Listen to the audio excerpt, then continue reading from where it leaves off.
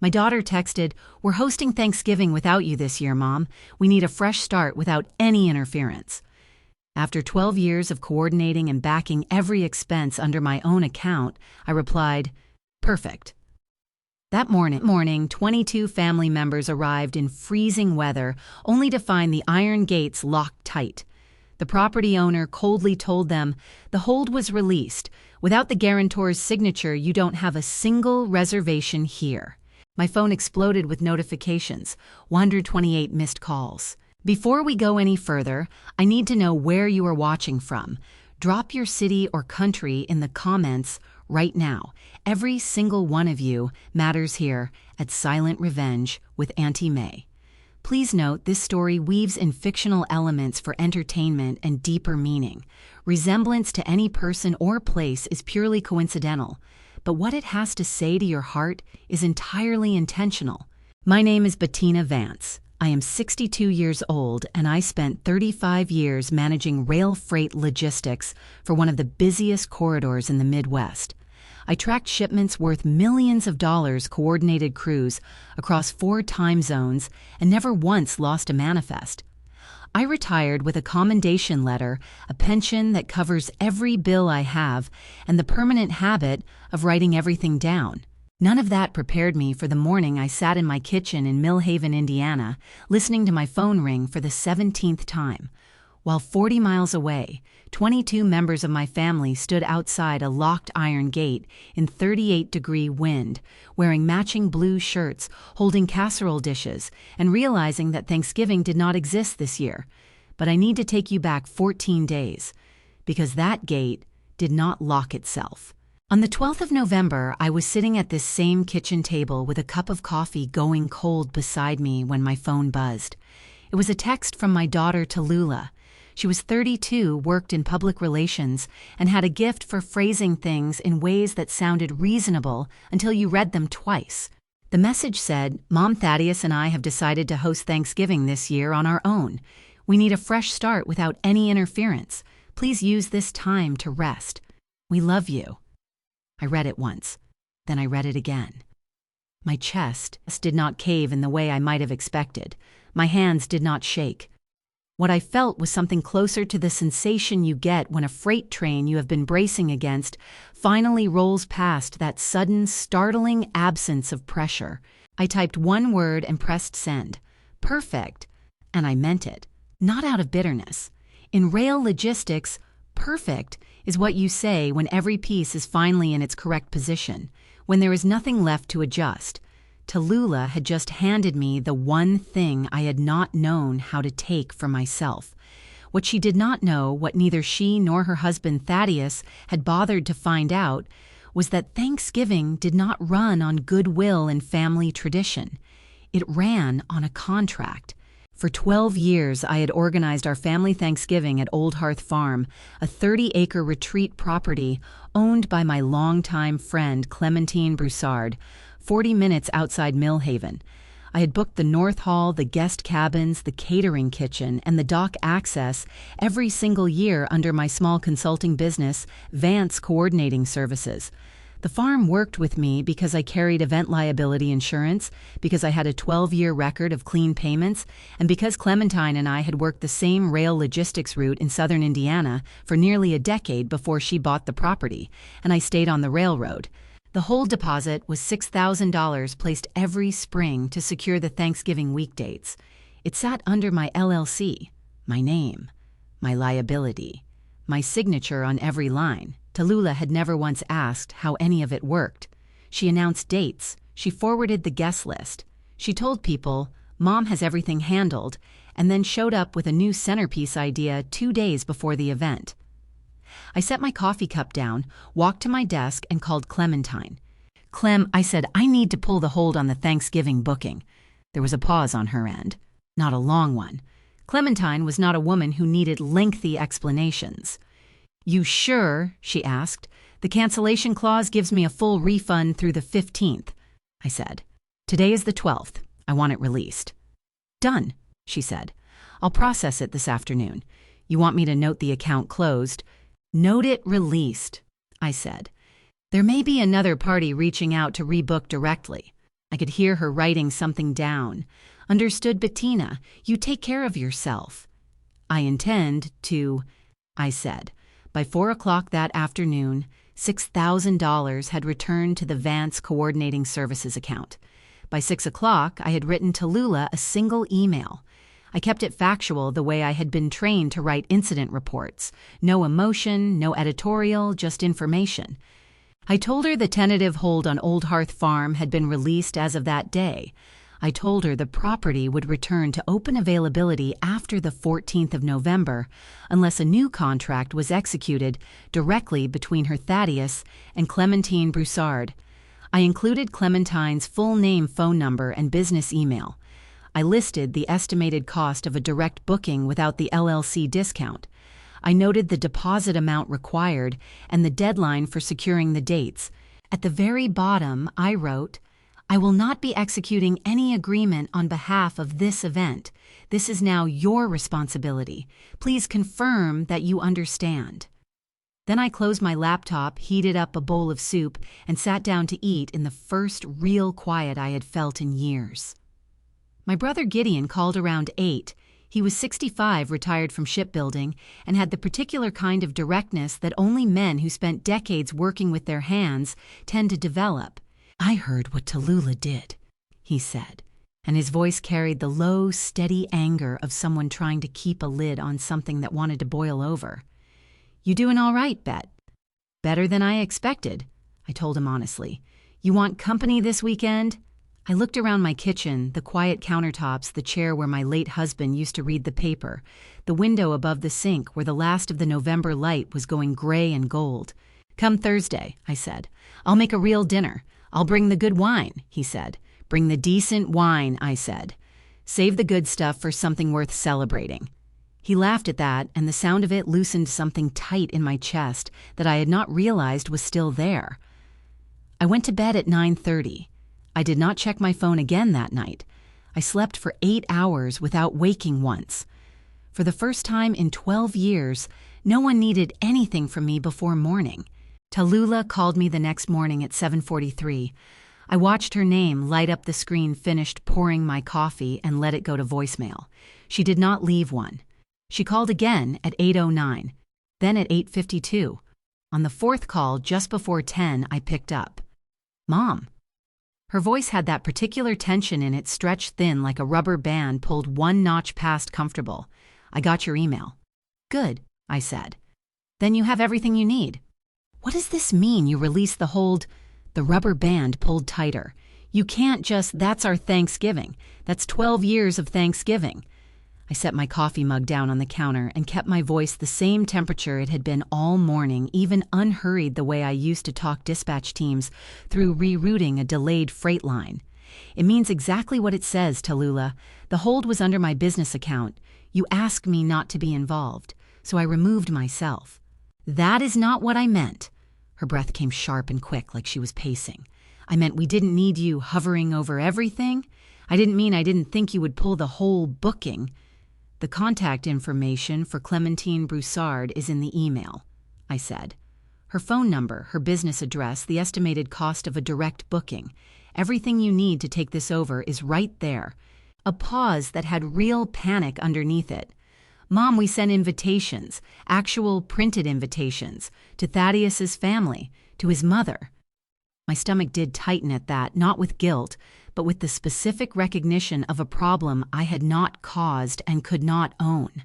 "Then I suggest you call Clementine today," I said.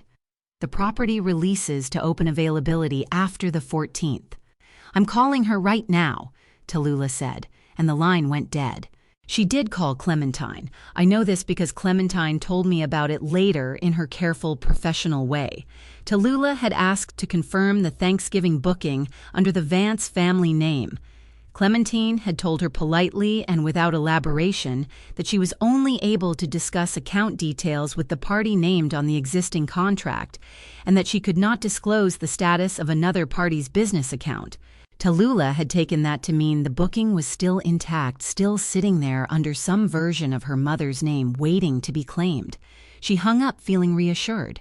She did not call back. What she did instead was order invitations. Gideon came by that afternoon with a bag of groceries he claimed were just extras from his own refrigerator, which was his way of feeding people without making a production of it. He was taller than me by 4 inches, broader through the shoulders, from 40 years of shipyard work, and he had the unhurried quality of a man who had learned long ago that most problems solved themselves if you gave them enough time and enough silence. He set the bag on my counter, looked around the kitchen, and said, "You sleeping all right?" "Better than I have in years," I told him. He nodded, satisfied, and started unpacking soup vegetables like he owned the place. "Rosalie asked about you," he said, referencing his daughter, who worked the front desk at Millhaven General Hospital and had inherited his habit of worrying quietly about the people she loved. "Says you should come by the hospital cafeteria sometime. She makes the rounds on her lunch break." "Tell her I'm fine," I said. "Tell her I'll take her to lunch somewhere that doesn't smell like antiseptic." Gideon laughed, a low rumble that filled the kitchen the way good sounds do. "She'll hold you to that."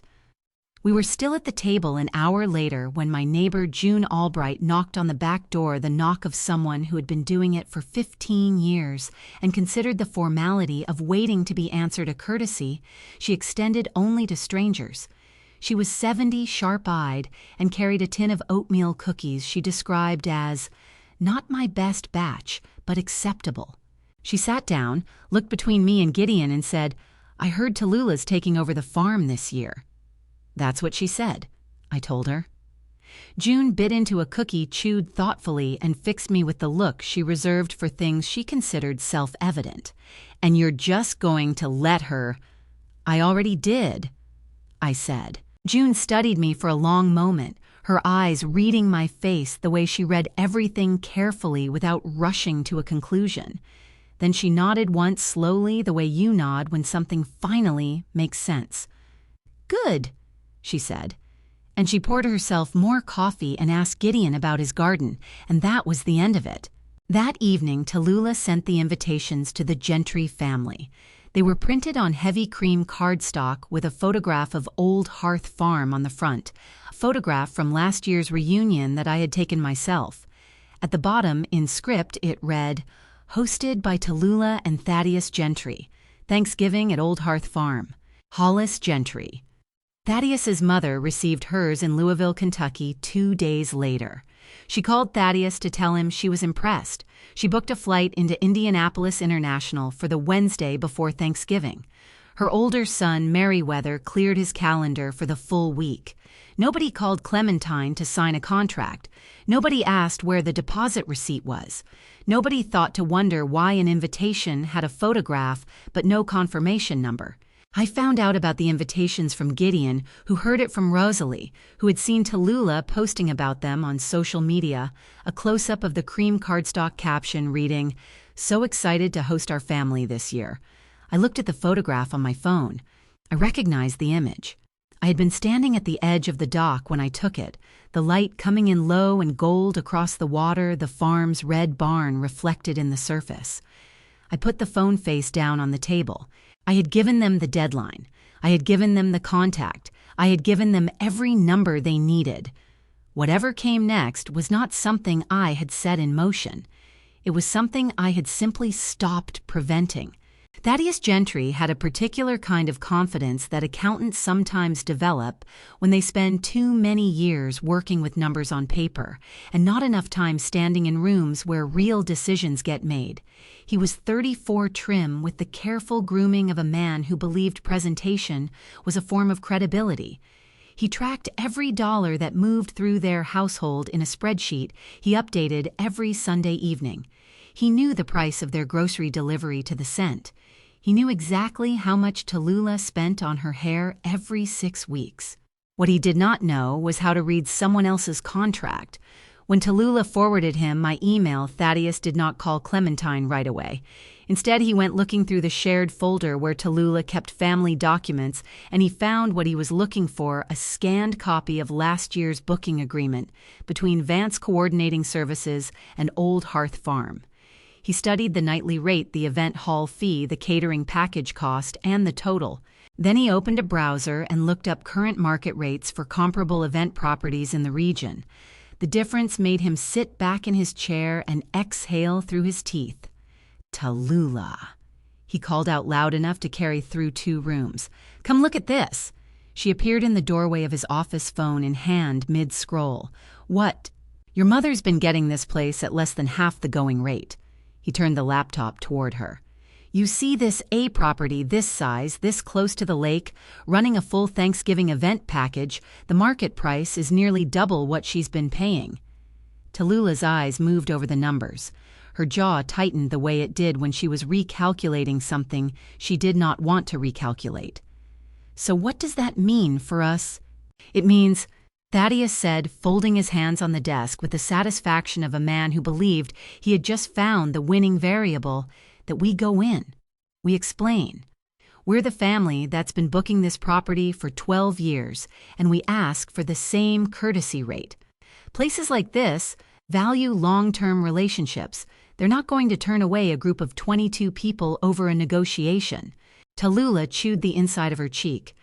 "Thad, Mom said we need to sign a new contract before the 14th. "And we will," he said. "We'll sort it out when we get there. These small farm operations are always flexible. Trust me."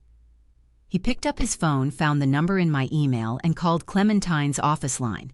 It rang 4 times and went to voicemail. He left no message. He told himself he would try again later. He did not try again later.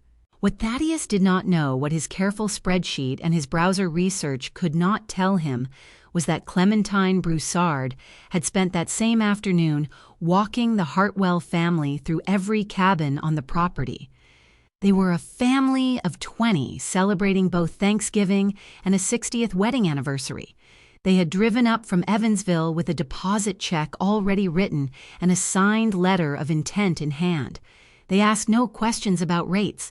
They simply wanted to know if the dock was heated. Clementine called me that evening while I was washing dishes. "Bet I've got a family here ready to take the full property for Thanksgiving week. Full price deposit in hand, no conditions." Her voice was careful, the way it always was when she was giving me information and letting me draw my own conclusion. "You want me to hold the dates?" I dried my hands on the dish towel and thought about it for exactly 4 seconds. "Sell it to them, Clem," I said. "Fair is fair." "All right," she said, and I could hear the quiet finality in it, the sound of a practical woman closing one chapter and opening another. "I'll have their contract processed by morning." "Good," I said. "Thank you." I hung up and stood at the kitchen window for a moment, looking out at the backyard where the last of the season's leaves had finally let go and were lying flat and dark against the grass. I did not feel triumphant. I did not feel sad. I felt the specific clean feeling of a decision that had already been made correctly, simply being confirmed. I called Gideon. "It's done," I said when he picked up. "Clem just sold the full booking to another family." There was a pause on his end, not surprise, but the weight of something settling. "No going back now," he said. "There was never any going back," I said. "Not from the moment she sent that message." Gideon was quiet for a beat, and then he said, "You did right, Bet. I want you to know that." My throat tightened unexpectedly, the kind of tightening that catches you off guard when you have been holding yourself very steady for a long time, and someone says, "the one true thing," without dressing it up. I pressed my palm flat against the kitchen counter and breathed through it. "Come early on Thursday," I told him, keeping my voice level. "I'll need help with the bird." "I'll bring Rosalie if she's not working," he said. "Bring her either way," I said. "There's plenty." 2 days before Thanksgiving, Tallulah posted a photograph on social media. 3 SUVs lined up in a driveway, packed to the rooflines, her matching family shirts visible through the rear window of the first car. The caption read, "Road trip ready. Grateful for every single one of these people." I saw it because June sent me a screenshot with no comment attached, just the image. I looked at it for a moment. The careful composition, the soft morning light, the visible excitement of people who believed they were heading somewhere that was waiting for them. My chest hurt, in a way I had not expected. Not because I wanted to stop them, but because I knew something they did not, and there was no version of telling them that did not end exactly the same way. I put the phone down and went back to making my grocery list. Turkey, rosemary, good butter, 2 bottles of the decent wine Gideon liked. 22 people were loading into 7 cars. Not one of them had a confirmation number. The first call came at 10:31 in the morning. I was standing at the stove basting the turkey when my phone lit up on the counter beside me. Tallulah's name. I looked at it, looked at the turkey, and went back to basting. Gideon was at the kitchen table with his second cup of coffee and the crossword from yesterday's paper, which he always saved for mornings when he had nowhere to be. He glanced at the phone, then at me. "You gonna get that?" "Not yet," I said. The second call came 4 minutes later, then a third from a number I didn't recognize, then 2 more from Thaddeus. By the time I set the basting brush down and wiped my hands on my apron, I had 11 missed calls, and the counter on my voicemail was already blinking. I knew what was happening. I had known since the night Clementine told me the Hartwell family had signed their contract. I had imagined this moment, the calls, the voicemails, the particular quality of panic that arrives when something you assumed would simply work out does not work out. I had imagined feeling satisfied. I did not feel satisfied. My stomach had pulled itself into a slow, tight knot that had nothing to do with guilt and everything to do with the particular pain of watching something become inevitable. Gideon set down his crossword. "How many?" 11, I said. He nodded, stood up, and moved to the counter without being asked. He picked up his own phone, opened the voice recorder application, and set it face up beside mine. In Indiana, only one party in a conversation needs to consent to a recording. I was that party. We had discussed this the night before, matter-of-factly, the way you discuss practical things when you have both spent your lives working in industries where documentation is not optional. "Whenever you're ready," he said. I pressed play on the first voicemail. My daughter's voice came through the speaker, and the tightness in my chest doubled when I heard it. Not the composed, PR-polished Tallulah I was used to, but something rawer and younger. The voice of a woman standing in a cold parking lot who had just understood that she was not going to be rescued. "Mom, the farm, there's something wrong. The gate is locked and Clementine is saying our name isn't in the system. Call me back, please." The second voicemail was Thaddeus, his voice shredded at the edges with a fury he was barely keeping dressed up as composure. "Bettina, I need you to call this number immediately. There has been a serious miscommunication, and we need you to contact the property manager and clarify our standing. This is urgent." The third was Hollis Gentry. I had met Thaddeus's mother exactly 4 times. She had a voice like cut glass, beautiful in a cold, precise way, and she deployed it with the confidence of a woman who had never once been told that what she wanted was not available. "This is Hollis. I am standing outside a locked gate in 34-degree weather with my travel luggage and 11 other members of this family, and I would very much like someone to explain to me what is happening." I put the phone down. Gideon looked at me. His jaw was tight and his eyes had the particular brightness they got when he was angry on someone else's behalf. Not hot anger, but the slow, sustained kind that doesn't flare and doesn't fade. "You all right?" "My hands are steady," I said, which was my way of saying yes. At 10:58, Thaddeus called again.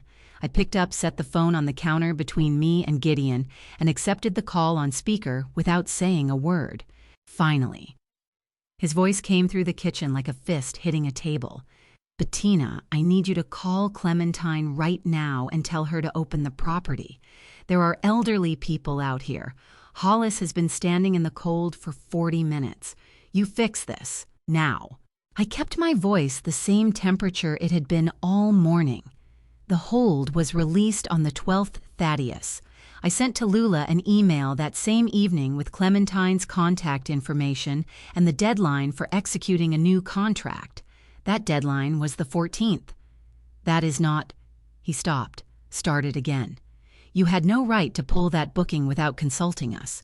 "I had every right," I said. "It was my business account, my liability, my signature." I paused to let that settle. You were consulted. The email documented it.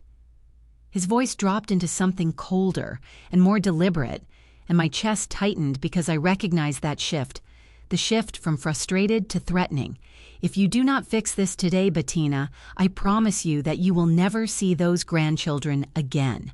I mean every single word of that. Gideon's hand closed into a fist on the table, his knuckles going white, but he did not move and he did not speak. The recorder light blinked steadily on his phone. I pressed my palm flat against the counter and felt the solid edge of it against my hand.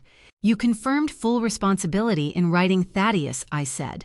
Both you and Tallulah did. I have it documented, time-stamped, and saved. What you just said is also now documented. I paused again. I'm going to hang up and finish cooking my Thanksgiving dinner. I hope you find somewhere warm for everyone to sit down. I ended the call. The kitchen was very loud with quiet after that, the low bubble of stock on the stove, the tick of the oven, the distant sound of the wind outside. Gideon stopped the recording, saved the file, and sent a copy to his own email without saying a word. His jaw was still tight. His eyes were bright. He threatened you, Gideon said, and his voice came out careful the way a man's voice gets when he is choosing not to say the larger thing. He did, I said. You going to be okay? I turned back to the stove and picked up the basting brush. My hands were perfectly, completely steady, steadier than they had been in years. Ask me again in an hour, I said, after I check on the potatoes. Outside, 128 calls would eventually land in my missed call log before the afternoon was over.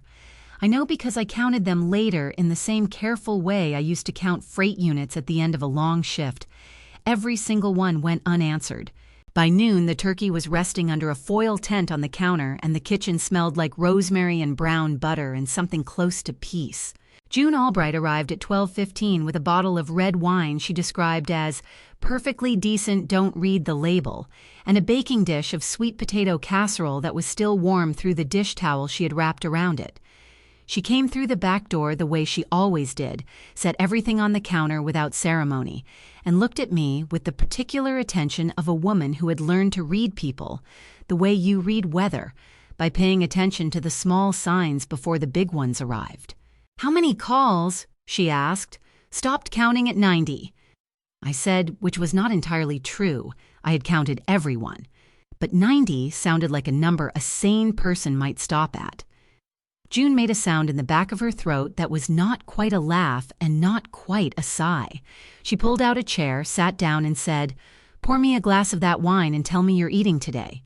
I'm eating today, I said, and poured. Gideon carved the turkey with the focused pleasure of a man who had spent 40 years working with his hands and still found satisfaction in a task done correctly.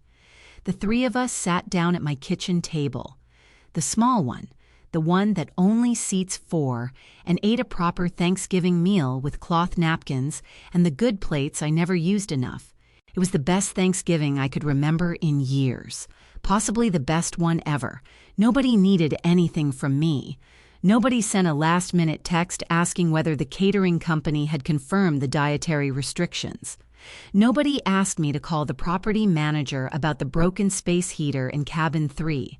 I simply sat at my own table and ate food I had cooked myself and listened to Gideon argue cheerfully with June about whether cornbread stuffing was superior to the herb variety, a debate they had apparently been having since the previous decade and had no intention of resolving. At 1:17 in the afternoon, my phone buzzed on the counter. Not a call this time, a voice memo from Rosalie. I excused myself, stepped into the hallway, and pressed play. Rosalie's voice was low and careful, the voice of someone reporting facts from a place where she was trying not to be overheard. Aunt Bettina, it's me. I'm in the third car, and I've got about 2 minutes before we get back on the highway, so I'm going to talk fast. She took a breath. They found a Longhorn Steakhouse about 20 miles from the farm. Thaddeus is trying to negotiate a group rate, and the manager is not having it. Hollis told Thaddeus, and I'm quoting here because I want you to have the exact words. She said, I came to Indiana for a farm, Thanksgiving not a chain restaurant, and I will not be splitting a bill for a situation you created. Then she sat down at the far end of the table from Thaddeus and has not spoken directly to him since. I pressed my free hand flat against the hallway wall and breathed through the tightness that moved up through my chest. Not satisfaction, not relief, but the particular ache of watching something you saw coming arrive exactly on schedule. Rosalie kept going. Merriweather hasn't said much, but he's been photographing everything. The menu, the table, the parking lot outside. I don't know who he's sending it to, but he's been on his phone since we sat down. She paused. The total is going to be significant. They've got 22 people. It's a holiday surcharge, and Thaddeus already tried to use a coupon that expired in September. Another pause shorter. I just wanted you to know. I love you. Eat something good today. I stood in the hallway for a moment after the memo ended, my hand still flat against the wallpaper cool and faintly textured under my palm. My eyes burned, not from crying, but from the effort of not crying, which is its own particular kind of exhaustion. I went back to the table and sat down. "Everything okay?" Gideon asked, watching my face with the careful attention of someone who had known me for 62 years and could read the difference between my expressions the way other people read road signs. "Rosalie says hello," I said. He studied me for one more second, then nodded and passed me the cornbread stuffing without comment. That was the thing about Gideon, he always knew when information was enough and when questions were too much.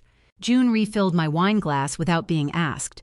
The final bill at the Longhorn Steakhouse came to $11,400 for food and drinks, plus an additional $3,600 for 2 nights at a nearby motel that still had vacancy, because it was the kind of motel that always had vacancy, the kind with a vending machine in the parking lot and key cards that stopped working by the second morning.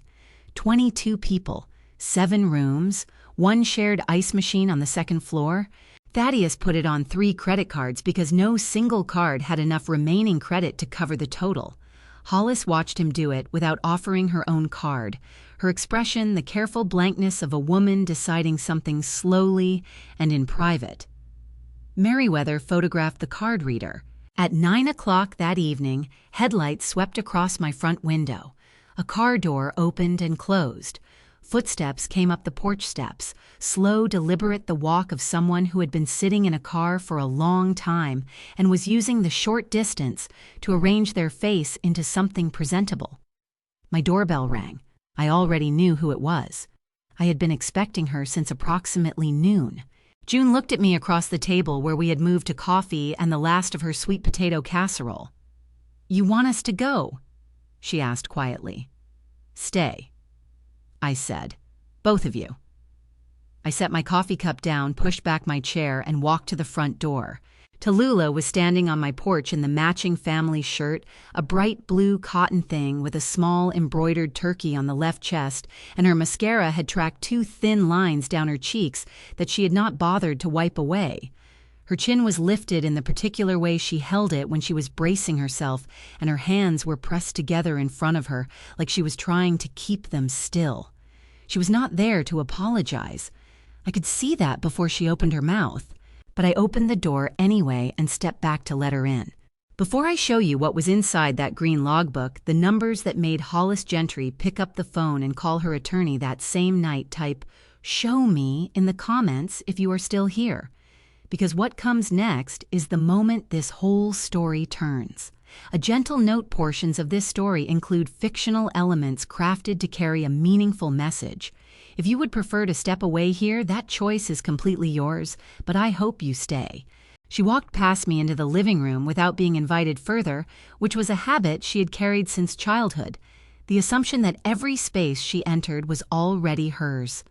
She sat on the couch, crossed her arms over the embroidered turkey on her chest, and looked at me with red-rimmed eyes that were doing the complicated work of deciding whether to cry or attack. She chose attack. "Do you have any idea?" she said, her voice cracking at the edges despite her best efforts to keep it hard. "What tonight was like? Do you have any idea what it felt like to stand outside that gate and watch Clementine tell us we didn't exist in her system, in front of Hollis, in front of Merriweather?" Her voice broke on his name and she pressed her lips together and breathed through her nose until she had it back. I have never been so humiliated in my life. I sat down in the chair across from her. Gideon had moved quietly to the kitchen doorway. June had found something important to examine on the far bookshelf. Neither of them left. "Tallulah," I said, "I sent you an email on the 12th with every piece of information you needed. The deadline, the contact, the cost, the deposit amount. Thaddeus confirmed he saw it. That is not the point." Her chin came up. "The point is that you knew what would happen if we didn't act in time, and you said nothing. You just let us walk into that." "I gave you the information," I said. "What you did with it was your decision." She shot to her feet and her voice climbed with her. "You did this on purpose.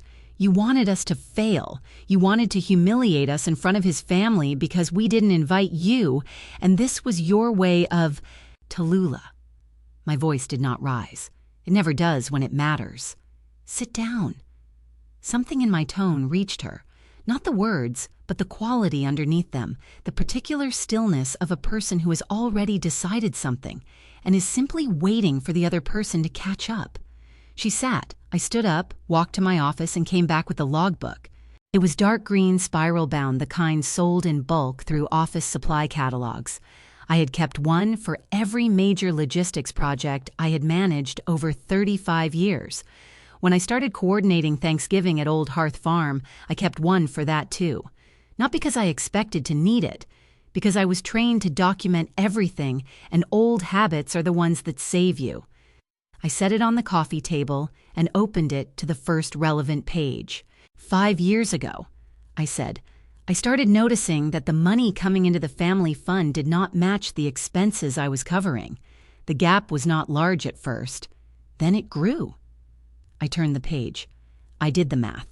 Every year you collected $300 per person from the Gentry family. 6 people, 5 years. $2,520 collected per year. $12,600 over the full 5 years from Thaddeus's side alone. I turned another page. Combined with what you collected from other contributors, the total comes to $25,200. Tallulah's face had gone the color of old chalk. Her hands gripped her knees hard enough that her knuckles pushed white against her skin. "That money was for extras," she said, but the conviction had drained out of her voice entirely, leaving only the shape of the words. "For upgrades, for—" "The actual costs are itemized here," I said, and turned to the expense pages. "Every year, every vendor, every shortfall I covered from my own account." I paused. "There were no upgrades, Tallulah. There was only what I paid for and what you kept." The room was so still I could hear the refrigerator humming in the kitchen. I picked up my phone. I photographed each page of the logbook, 17 pages in total, and opened the Gentry family group chat, which Tallulah had added me to 3 years ago, so I could coordinate meal preferences. I attached all 17 photographs and typed 2 words. For accuracy. I pressed send. Tallulah watched me do it. Her mouth opened, then closed, then opened again. Mom, don't—" But it was already sent. For 30 seconds, nothing happened. Then Tallulah's phone began to vibrate in her pocket once, twice, then continuously the way a phone vibrates when multiple messages arrive in rapid succession. Her face went from chalk white to a gray that frightened me slightly, the gray of someone whose blood pressure has just done something dramatic. She pulled the phone out with shaking hands and looked at the screen. Hollis had written, "Thaddeus, call me this instant." Merriweather had written, "I want a complete accounting of every dollar that passed through this family's finances. Tonight. Not tomorrow, tonight." Then Hollis again, "I drove 4 hours and paid for my own flight to stand outside a locked gate and eat at a Longhorn Steakhouse, and now I am reading that the money I contributed every year went somewhere it was never supposed to go. Someone is going to explain this to me in full." Tallulah made a sound I had never heard from her before. Small, high, involuntary, the sound of something giving way. Under pressure. It was never designed to hold.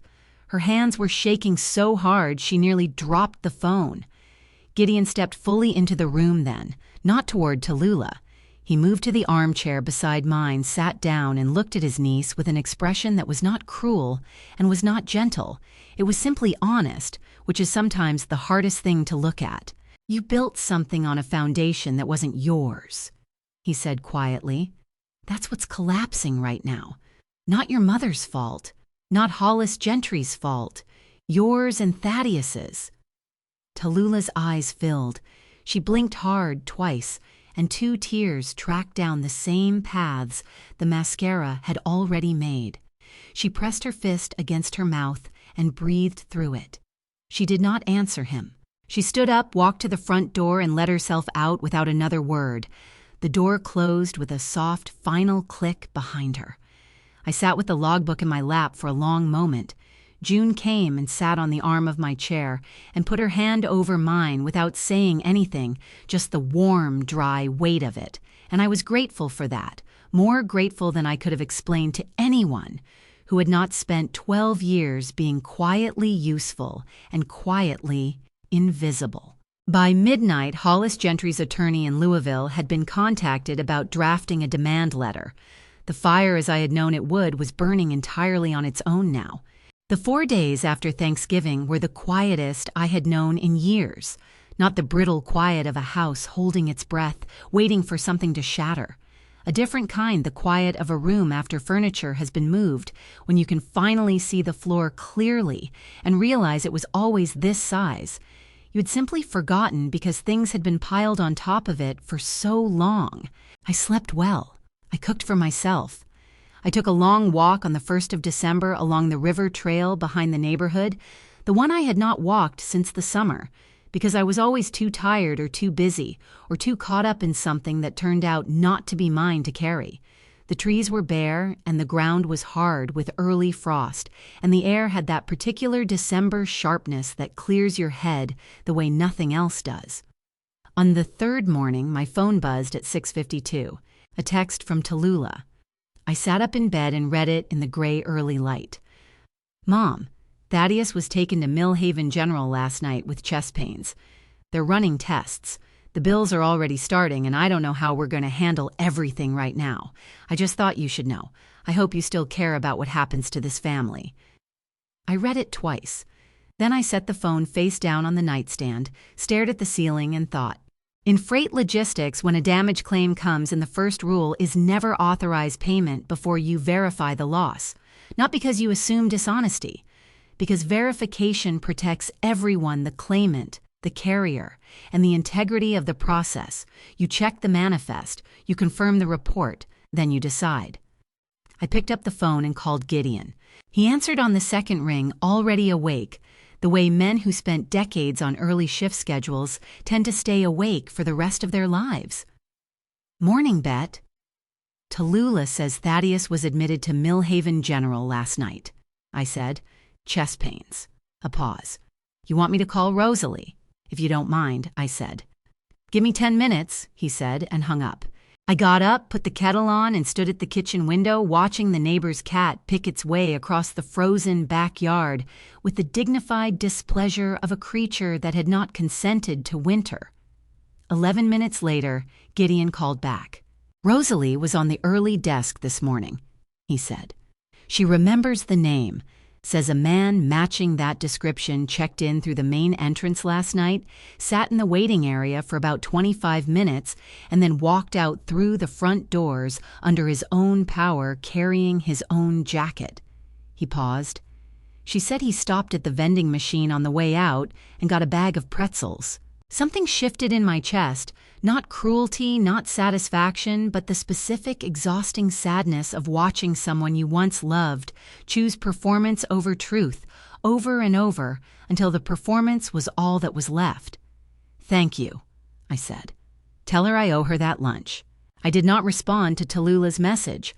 I saved it the way I saved everything, now dated, documented, added to the file I kept on my laptop that held every text, every email, every voicemail from the past 3 weeks. Not as ammunition, as a record. because I had spent 35 years learning that the moment you stop keeping records is the moment someone rewrites history and expects you to believe the new version.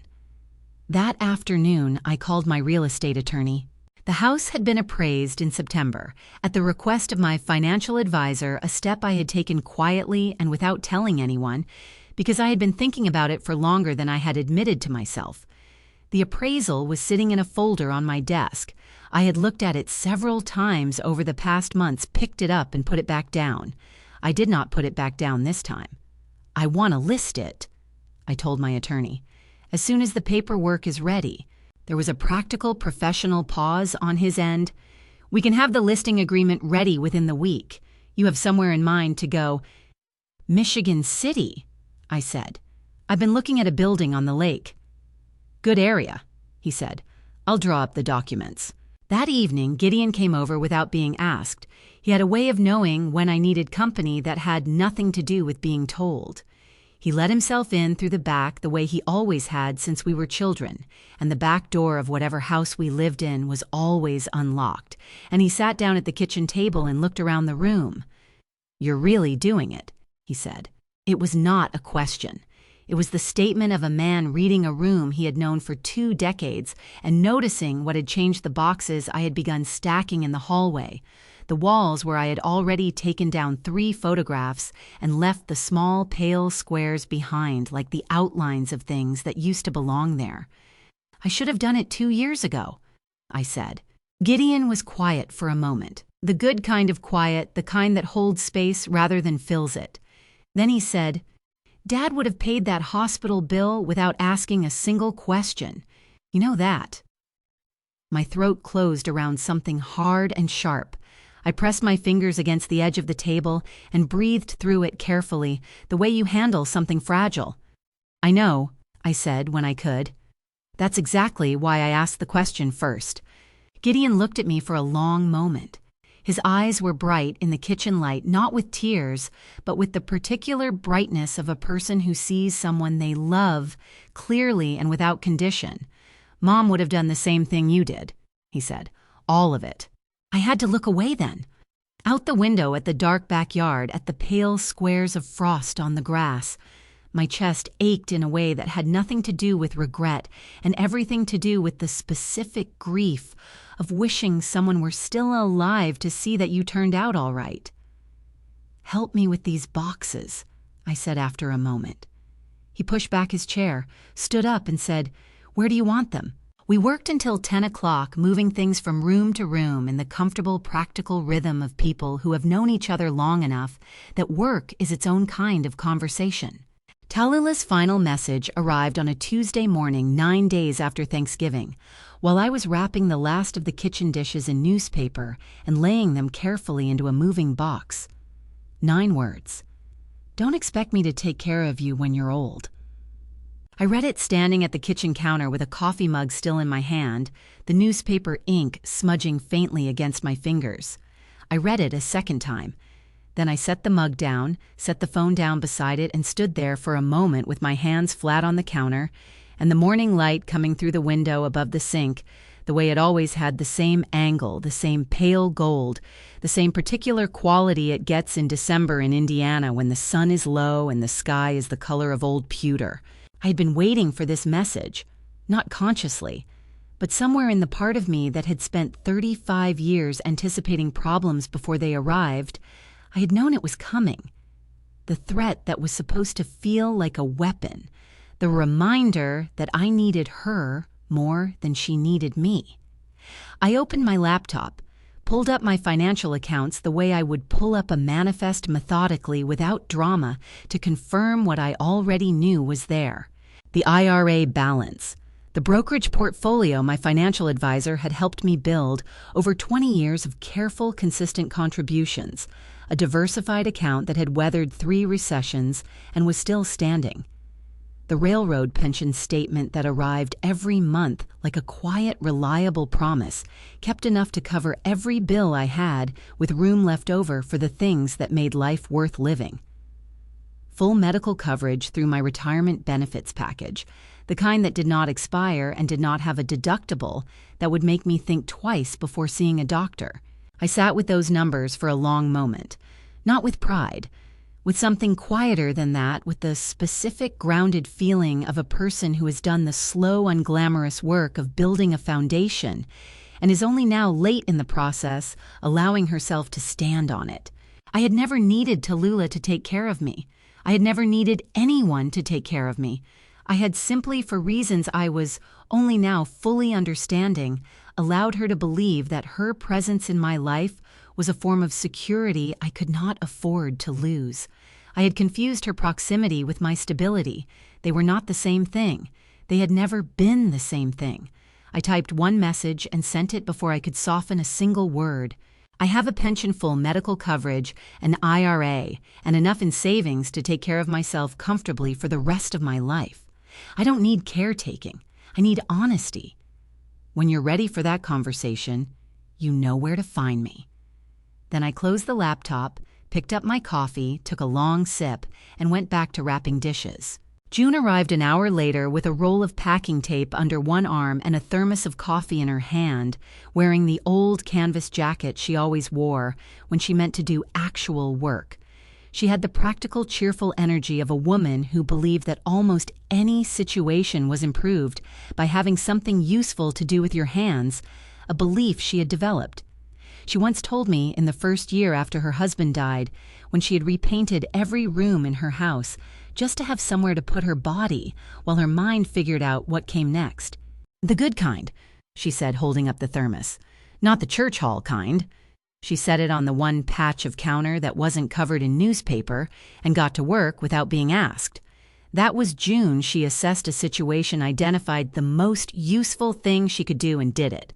No fanfare, no performance of helpfulness, just the real thing. We worked side by side through the morning, filling boxes, labeling them in my handwriting, carrying the lighter ones to the hallway where the movers would collect them on Friday. The house had lived in this rhythm for 18 years, the same rooms, the same morning light, the same sounds from the street outside, and now it was being carefully, methodically unmade, one box at a time.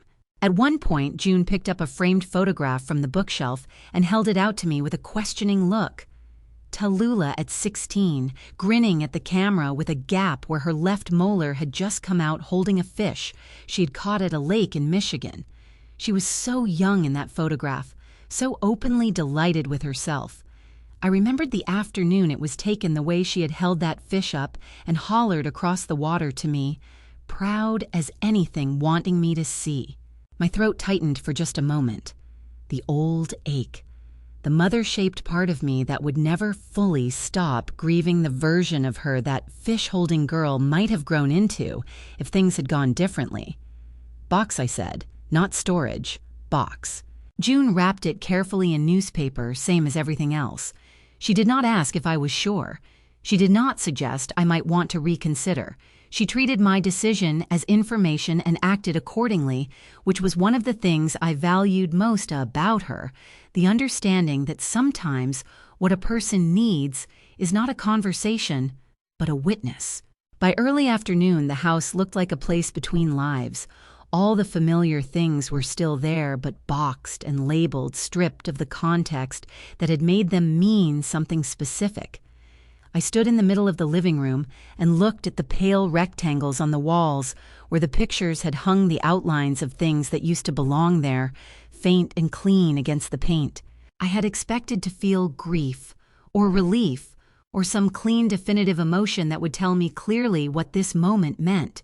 Instead, I felt spaciousness, as if the room had taken a long, slow breath and was finally exhaling. As if the walls themselves were glad to have something to say that wasn't just the echo of old arguments and old arrangements and old versions of people who no longer existed in quite the same form. "You okay?" June asked, appearing at the doorway with 2 mugs of thermos coffee, studying my face with the careful attention she had been giving it for 15 years. "I keep thinking I should feel worse about this than I do," I told her honestly. She handed me a mug and considered that, for a moment, really considered it the way June considered things, turning them over slowly and looking at all sides before she spoke. Maybe that's how you know it's right, she said finally. When the thing you were afraid to do turns out to feel like breathing. I looked at her over the rim of my mug. When did you get so wise? She snorted. 1989. Right after I repainted the bathroom ceiling and realized I'd been scared of ladders for no reason. She took a sip of her coffee. Fear's funny that way. Looks a lot bigger from the bottom than it does from the top. That afternoon I called Pastor Elaine Whitmore. She was 67 years old, had run the community ministry at Millhaven First Lutheran for 19 years, and had the particular quality of attention that made you feel when she was listening that nothing you said would surprise or diminish her. I had known her through the church community for a decade, without ever having asked her for anything personal. She had always struck me as the kind of person who was waiting to be useful in a specific way. Patient, prepared, not pushing. I explained what I wanted, a Thanksgiving gathering the following year at Old Hearth Farm. Not for family, for people who had nowhere to go, elderly neighbors eating alone, families who couldn't afford a holiday meal, widows and widowers in their first year without a spouse, the hardest year, the year when every holiday is a reminder of the shape of the person who is missing. Anyone Pastor Elaine thought could use a table and a warm room and food enough to feel for one afternoon that they had not been forgotten. She did not ask why I was doing it instead of the usual family gathering. She did not ask what had happened or offer sympathy or wait for a full explanation. She simply opened the contact book she apparently carried everywhere and began reading names into the phone, pausing occasionally to add a note about a particular person's situation or dietary need. Her voice steady and unhurried, the voice of someone who's been doing this work long enough to know that the logistics of care are themselves a form of love. "I'll have a preliminary list to you by the end of the week," she said. "Take your time," I said. "We have a full year." The following week, I drove out to Old Hearth Farm. Clementine had the new contract already printed and waiting on the desk. This time, it was not under Vance Coordinating Services. It was under my name alone, Bettina Vance Individual, no LLC intermediary, no business account buffer, standing between me and the commitment. Just my name, my word, and my personal check for the full deposit amount. She introduced me to Darius Webb, 29 years old, new to the property staff since October, with a careful and attentive manner, and the kind of firm handshake that tells you immediately a person takes their responsibilities seriously. He would be managing guest access on event days, Clementine explained, which included the gate. I shook his hand and told him briefly about the gathering, who would be coming, why, what I hoped it would feel like when people walked through the door. And then, because it seemed directly relevant to how he might need to handle things on the day, I told him the short version of the previous year. The message Tallulah had sent, the phrase she had chosen. She told me she wanted real peace, I said, without my interference, so I gave her exactly that. Darius looked at me with steady, attentive eyes, the eyes of someone who files information carefully in the correct place and retrieves it accurately when it is needed. "Understood," he said, and I believed him. I signed the contract. Clementine processed the deposit. We shook hands the way people do when something practical has been settled correctly and everyone involved knows it. On the drive back through Millhaven, I passed the turn that led toward the house I had sold. The oak tree at the end of the driveway was bare now, its branches dark against the gray December sky, the way it looked every winter. The same tree I had watched from the kitchen window for 18 years. The same branches, the same particular shape against the same particular sky. I did not turn. I kept driving. Toward Michigan City, toward the 11th floor, toward the windows that looked out over Lake Michigan where the light came in, low and gold and vast in the evenings, the way light does when there is nothing between you and the horizon to interrupt it. By August the following year, Tallulah and Thaddeus had separated formally. She was living in a studio apartment in the suburbs of Indianapolis. He was managing his debt and the demand letter from Hollis's attorney in Louisville, which had not diminished and had not gone away. I had been living on the 11th floor for 8 months. Outside my window, the lake was wide and gray and constant, and the light changed every evening in ways I was still learning to anticipate. I slept well every night. The second Thanksgiving at Old Hearth Farm smelled like wood smoke and cinnamon, and something deep and savory coming from the kitchen that Clementine had been tending since 6 that morning. There were no matching shirts. There were no laminated agendas, no color-coordinated centerpieces, no printed seating charts with everyone's dietary restrictions, highlighted in 3 different colors. There was a long table made of reclaimed barnwood that Clementine had set with mismatched plates and mason jar glasses and candles in old jam jars, and it was the most beautiful table I had seen in 12 years of organizing Thanksgiving gatherings. 23 people sat around it. Harold Briggs, 81 years old, a retired mail carrier from the east side of Millhaven, who had eaten every holiday meal alone since his wife Dorothy passed 3 years ago, was seated to Gideon's left. The two of them had been arguing cheerfully about the designated hitter rule in baseball for the better part of an hour. Harold's face had the particular brightness of a man who had almost forgotten what it felt like to disagree with someone about something that didn't matter and enjoy every second of it. At one point, he laughed so hard at something, Gideon said that he had to set down his fork and press his fist against his sternum, his eyes going bright and wet at the corners, and he did not seem embarrassed about it at all.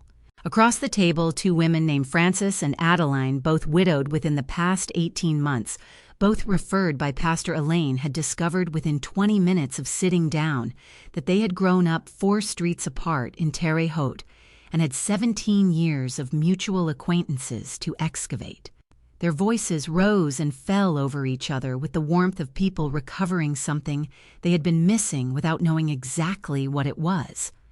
Frances kept reaching across to touch Adeline's arm mid-sentence, as if physical contact was the only way to confirm that this was real, that she had found someone who remembered the same streets, the same cold winters, the same particular loneliness of outliving the person you thought you would grow old beside. June Albright was at the far end of the table, deep in a card game with a gap-toothed 8-year-old named Marcus, whose mother, a single parent, Pastor Elaine, had quietly flagged as someone who needed a good day, was eating her first hot meal in what looked like several days with the careful private relief of a person trying not to show how much she needed it. June slapped her cards down with a theatrical groan when Marcus won another hand, and Marcus threw his arms above his head and hollered with pure, uncomplicated joy. And his mother looked up from her plate and smiled a real smile, the kind that reaches the eyes before the person has time to decide whether to allow it. Pastor Elaine sat near the window with her hands folded around a mug of apple cider, watching the table with the expression of someone who has spent 19 years trying to build exactly this, and is still slightly surprised when it actually works. Clementine moved between the kitchen and the table with the efficiency of a woman who has fed large groups her entire adult life and finds genuine satisfaction in the logistics of it, which was, I had always thought, one of the reasons we had understood each other so well for so long. I sat in the middle of it all and ate my dinner. Nobody asked me to check on the catering order. Nobody sent me a message at the last minute asking whether the heater in cabin 3 had been serviced. Nobody needed a single thing from me that I had not already freely chosen to give. I had a full plate, a glass of decent red wine, and nowhere I needed to be except exactly where I was. At 2:00, Gideon leaned toward me and said, under the cover of Harold's renewed argument about the American League, "Darius radioed in from the gate about 15 minutes ago." I set my fork down carefully. My chest tightened before he finished the sentence, not with guilt, not with triumph, but with the complicated ache of a door finally closing on something that had been left open too long, letting in a draft that everyone had simply learned to dress around. "Someone showed up," Gideon said she was your daughter." He paused and his voice was very even. He handled it. "What did he say to her?" I asked. Gideon looked at me steadily, his eyes carrying the particular weight of a man who has watched his sister carry something heavy for a very long time and is relieved finally to see her put it down. "Exactly what she said to you," he said, word for word. I knew what that meant. I had been there in Clementine's office that cold December afternoon, signing the contract with my own name and no intermediary, telling Darius the short version of the story, because it was relevant to his job, and because some stories need to be said out loud at least once before they stop having power over you.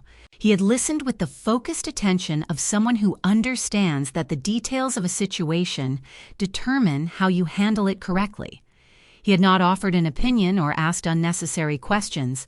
He had simply said, "understood," and meant it in the complete way that word can mean when the right person says it. He had remembered. And when Tallulah Vance Gentry stood at the iron gate of Old Hearth Farm on the afternoon of the second Thanksgiving in a good coat and careful makeup, her chin lifted the way it always lifted when she was bracing herself, and told him she was the daughter of the woman hosting the event, Darius had checked the list slowly, thoroughly, the way you check something when you want the person watching to understand that you are checking it. No name. He looked up and said, "Mrs. Vance wants real peace this year. I'm going to have to ask you to head on home." I heard all of this from Gideon in pieces quietly, while Harold made his case for the universal designated hitter, and Frances and Adeline laughed about a teacher they had both apparently feared in 1974. I picked up my fork. "Good," I said, and I meant it not as victory, not as revenge, but as the simple, accurate word for what it was, the right outcome. The thing that should happen when someone is finally held to the words they chose. I looked around the table, at Harold's bright, wet eyes, at Marcus throwing his arms up again over another winning hand, while June made a magnificent show of being scandalized, at Frances touching Adeline's arm mid-sentence, at Pastor Elaine watching all of it with quiet, steady satisfaction, at Clementine standing in the kitchen doorway for just a moment drying her hands on a dish towel looking at the table with the expression of someone who has made exactly the right thing happen and knows it. These people had not come because of a printed invitation with gold lettering and a photograph of a farm they had no connection to. They had come because someone asked them directly, personally, with genuine intent, and because a table with food on it and people around it is one of the oldest forms of being told that you matter. I thought about the 12 years of elaborate, exhausting Thanksgivings built around people who never noticed the construction, the matching shirts, the laminated agendas, the 4 times I covered shortfalls from my own account without mentioning it to anyone. The email I wrote on the evening of the 12th of November with a deadline, a contact name, and one clear sentence at the bottom. I thought about one word: perfect. It had been in the end exactly the right word for exactly the right moment, not because what followed was easy, not because I had not lain awake in the dark some nights feeling the complicated weight of a relationship that had gone wrong in ways that were both her fault and mine, and larger than either of us, but because that word had been the beginning of something true, and true things, even when they hurt, are the only things solid enough to build a life on. After dessert, after the dishes, after Harold shook Gideon's hand and said it had been the best Thanksgiving he could remember in 15 years and meant every syllable of it, I stood alone for a moment at the window looking out over the farm's back field. The gate was closed. The parking lot was full of the right cars. The iron latch was fastened from the inside. I pressed my palm flat against the cold glass and felt the solid fact of it against my skin. Somewhere on the highway back toward Indianapolis, a woman in a good coat was driving away from a gate that had not opened for her. I hoped with the part of me that would always be her mother that she was warm, that she was safe, that someday she would understand that what I had done was not a punishment but a boundary, and that those two things which she had always treated as identical were in fact as different as a locked door and a closed one. A locked door keeps you out. A closed door simply means you have to knock. The light inside Old Hearth Farm was warm and gold behind me, and the voices of 23 people who had come because they were genuinely wanted filled the room like something earned. I turned back to the table. There was still pie. I am not a perfect mother. I never claimed to be. But looking back, I confused exhaustion with devotion for far too long, and that is on me. If you see yourself in this story, the one who always shows up, always covers the shortfall, always absorbs the cost in silence, please don't wait 12 years the way I did. You are allowed to stop. Letting someone face the consequences of their own choices is not cruelty. It is the most honest form of love there is. I once heard a pastor say that God never asks us to carry what belongs to someone else. He asks only that we be faithful with what is ours. I was 62 years old before I truly understood that. These revenge stories with Mom are never really about revenge. They are about the moment someone decides their time and dignity are worth protecting. That quiet, private decision that is the real family drama. Not the locked gates, not the missed calls, just one person finally choosing themselves. If this story moved you, tell me in the comments, would you have answered that 128th call? Share this with someone who needs permission to stop being everyone's safety net. And if you are new here, subscribe. The next revenge stories with Mom and the next family drama are already waiting for you. Thank you for staying until the very end. The stories on this channel contain fictional elements crafted for reflection and entertainment. If that is not your preference, no hard feelings, choose what feeds your heart. But if you are staying, I am glad. So am I.